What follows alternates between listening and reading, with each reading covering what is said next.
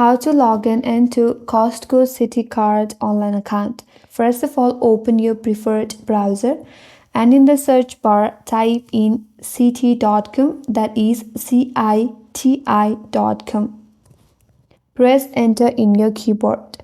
That's gonna take you to official web page of Citibank. Now, to log in, if you navigate to your right hand side, there you have this login portal. So to log in, first of all, enter your user ID.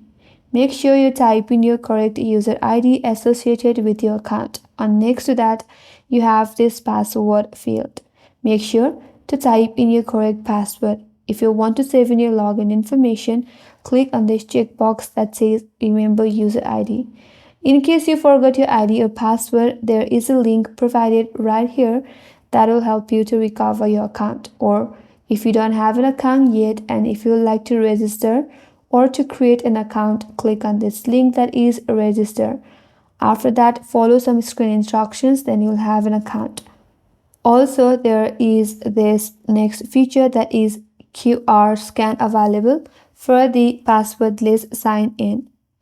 Now, if you have already entered your login information, click on this sign on button. After that, you'll be logged into your account. So that's how you can log in into Costco Citi card online account, and that's all for this video.